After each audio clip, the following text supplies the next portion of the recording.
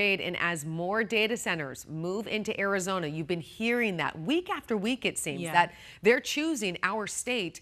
We could see kind of the result of that. Electricity demand go up significantly. And the big question this morning, who's going to pay for that? Well, not only that, but they take a lot of water to run as well. So 12 News journalist Troy Lynch is diving into this one this morning, live for us now, and talking about the growing concern over the cost and the impact on critical resources. Troy, there was a new report just published about this. What did you find?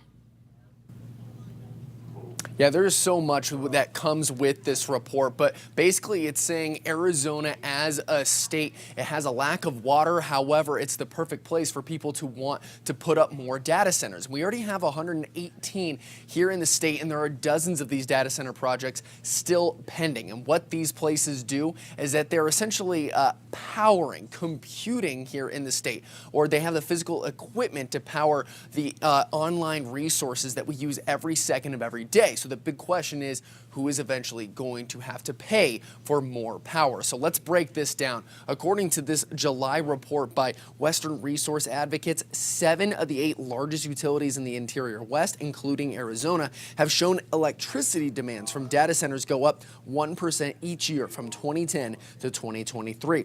But now, add artificial intelligence and other new technologies, it takes a lot to power them. The same utilities are predicting an annual energy demand increase of 4.5% a year, which could exacerbate power grid stress. So many data centers use large volumes of water to cool and protect their computer hardware, with Arizona currently being in a place where most of the state is between a moderate to exceptional drought. This is raising concern among residents and community leaders. Data center water usage is projected to increase from 4.5 billion gallons of water to 7 billion, enough to support close to 200,000 people a year. Now, this past Sunday, some of those concerns were addressed on Sunday Square Off, and they talked about who will pay for the more power. Utilities have largely made the point of, okay, right now, we don't see that the consumer is paying for this growth yet. But I think there's the question of when that breaking point will be, and if somebody actually puts some guardrails around it before that happens. But the data centers would also tell you they don't even know if a rate design is necessary. They point to studies that they say in other parts of the country, they haven't seen this trend yet.